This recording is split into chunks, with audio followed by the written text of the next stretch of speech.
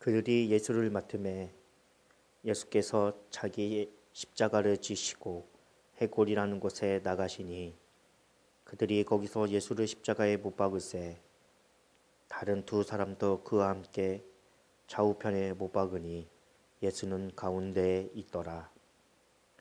빌라도가 패를 써서 십자가 위에 붙이니 나사렛 예수 유대인의 왕이라 기록되었더라.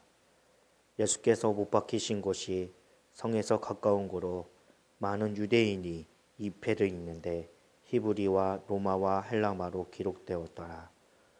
유대인의 대제사장들이 빌라도에게 이르되 유대인의 왕이라 쓰지 말고 자칭 유대인의 왕이라 쓰라 하니 빌라도가 대답하되 내가 쓸 것을 썼다 하니라. 군인들이 예수를 십자가에 못 박고 그의 옷을 취하여 네 깃으로 나눠 각각 한 깃을 얻고 속옷도 취하니 이 속옷은 호지 아니하고 이에서부터 통으로 짠 것이라. 군인들이 서로 말하되 이것을 찢지 말고 누가 없나 제비를 뽑자 하니 이는 성경에 그들이 내 옷을 나누고 내 옷을 제비 뽑나이다 한 것을 응하게 하려 함이더라. 군인들은 이런 일을 하고 예수의 십자가 곁에는 그의 어머니와 이모와 글로바의 아내 마리아와 막달라 마리아가 섰는지라. 예수께서 자기 어머니와 사랑하시는 제자 곁에 서 있는 것을 보시고 자기 어머니에게 말씀하시되 여자여 보소서 아들이니이다 하시고 또 그 제자에게 이르시되 보라 내 어머니라 하신대 그때부터 그 제자가 자기 집에 보시니라. 이 시간 십자가의 죽음이라는 주제를 가지고 함께 말씀을 나누고자 합니다. 본문은 예수님의 순환과 죽음에 대해 말해주고 있습니다. 오늘 주시는 말씀을 통해 우리에게 주시고자 하는 교훈이 무엇인지 함께 살펴보도록 하겠습니다. 첫 번째로 죄인들을 위해서입니다. 빌라도는 예수님을 십자가에 못 박아 죽이라는 판결을 내리고 대제사장들과 서기관들과 바리새인들에게 내어 주었습니다. 이에 그들은 예수님에게 십자가를 지게 하고 골고다로 끌고 갔습니다. 밤새도록 신문을 받으시고 모진 채찍질을 당하신 예수님의 발걸음은 무겁고 이청거렸습니다. 무거운 십자가를 짊어지고 가시는 예수님께서는 힘없이 쓰러지셨습니다. 그럴 때마다 로마 군인들은 가차없이 채찍질하며 재촉을 하였습니다. 그러나 그들은 예수님께서 십자가를 지고 처형장까지 가지 못하리라고 판단하고 근처를 지나가던 구레네 사람 시몬을 불러 강제로 십자가를 지게 하고 처형장까지 가게 했습니다. 자신이 처형될 골고다 갈보리산을 향해 십자가를 지고 가시는 예수님의 모습은 이삭이 자신의 번제에 쓰일 나무를 짊어지고 모리아산에 오르는 광경을 연상하게 합니다. 이삭은 제물로 희생되지 않고 순양으로 제물이 대체되었으나 예수님께서는 대신 제물이 될 것이 아무것도 없었습니다. 하나님께서는 이삭이 아브라함의 칼에 죽기 직전에 이를 제지하였으나 예수님께서는 십자가에 달리실 때에는 끝까지 침묵을 하셨습니다. 이사야 선지자는 우리는 다 양 같아서 그릇 행하여 각기 제 길로 갔거늘 여호와께서는 우리 모두의 죄악을 그에게 담당시키셨도다 라고 예언을 하였습니다. 핵을 형상을 하고 있는 골고다 현장으로 가는 길은 예수님의 죽음의 길이었습니다. 그 길은 바로 우리가 가야 할 길이었습니다. 그러나 예수님께서는 우리를 대신하여 그 죽음의 길로 가신 것입니다. 사랑하는 성도 여러분, 우리는 교양 있는 것처럼 꾸미고 사람들에게 양심적인 것처럼 말하고 행동하면서 진실한 사람인 것처럼 말할 때가 많이 있습니다.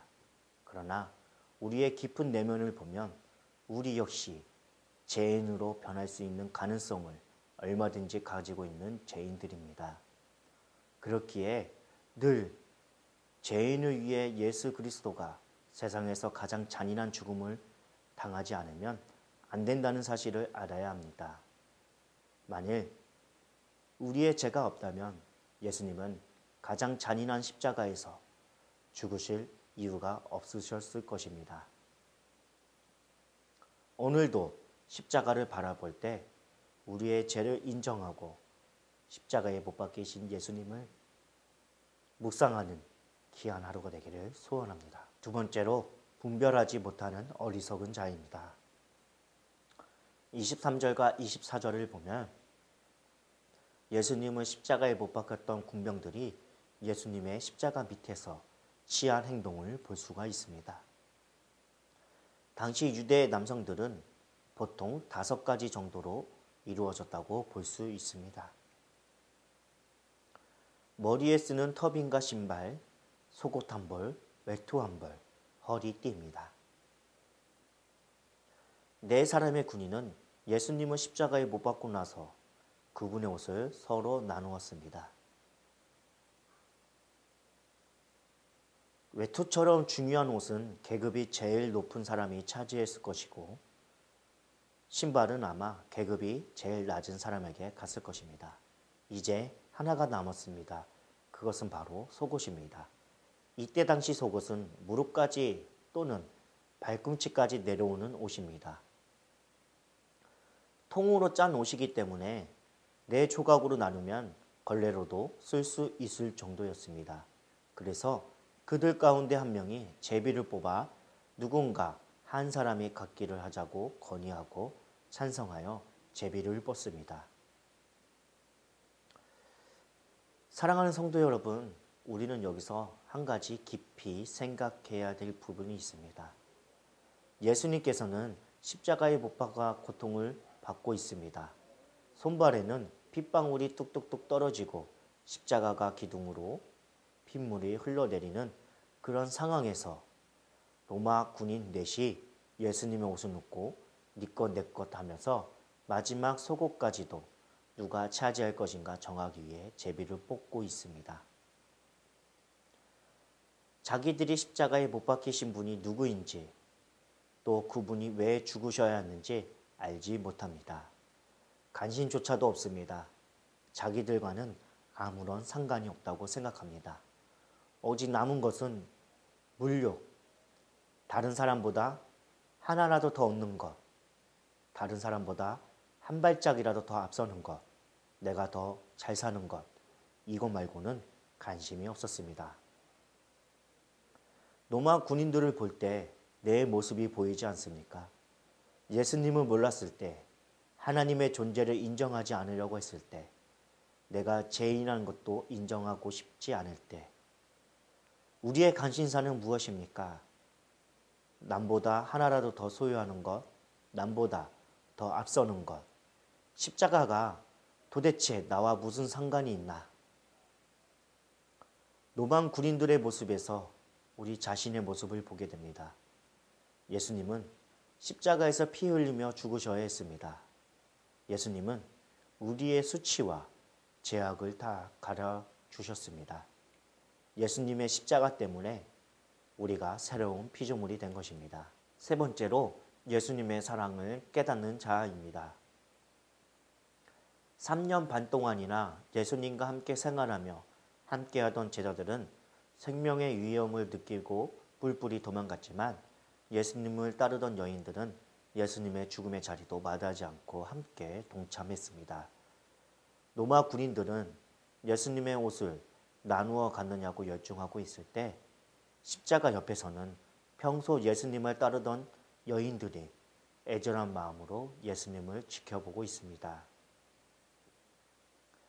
예수님께서 죄인으로 처형되는 현장을 지킨다는 것은 위험을 무릅쓴 용기 있는 행동이라고 볼 수 있습니다. 사랑하는 성도 여러분, 참된 사랑은 어떤 환경 속에서도 끝까지 함께하는 것입니다. 우리가 진심으로 예수님을 사랑한다면 그분이 어디로 가시든지 끝까지 따라야 합니다. 그곳이 십자가를 져야 하는 골고다 언덕이라고 할지라도 우리는 따라가야 합니다. 주님이 계신 그곳이 바로 우리가 있어야 할 자리입니다. 끝까지 예수님과 함께했던 자들이 예수님의 사랑을 깨닫는 자들입니다. 오늘 하루도 주신 말씀을 생각하면서 진실한 사랑을 입증받는 귀한 하루가 되기를 간절히 소원합니다.